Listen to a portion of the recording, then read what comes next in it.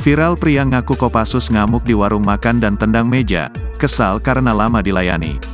Tengah ramai di media sosial, seorang pria Parubaya ngaku sebagai anggota Kopassus dan mengamuk di warung makan. Pria tersebut ngamuk diduga lantaran kesal karena pemilik warung lama untuk melayaninya.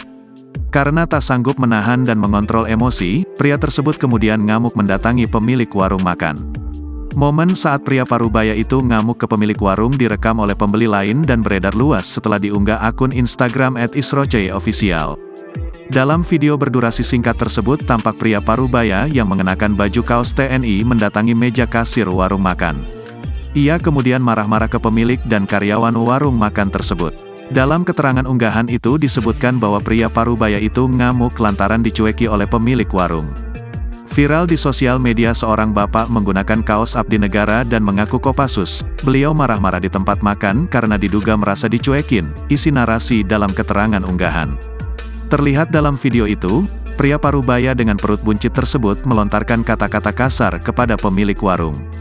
Dalam video, terdengar pemilik warung meminta maaf kepada pria Parubaya itu.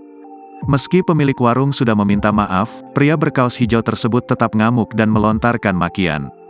Ia mengatakan bahwa dirinya merupakan anggota Kopassus. Pada rekaman itu, terlihat pria itu melemparkan sesuatu ke atas meja kasir. Tak hanya itu, ia juga tampak menendang sebuah kursi sambil marah-marah ke pemilik dan karyawan warung. Sementara pemilik warung tersebut tak memberi perlawanan apapun. Mereka hanya meminta maaf kepada pria yang mengaku anggota Kopassus itu. Hingga berita ini dimuat, belum diketahui pasti di mana lokasi insiden itu. Video yang berdurasi 1 menit 54 detik ini pun kini ramai ditanggapi oleh warganet.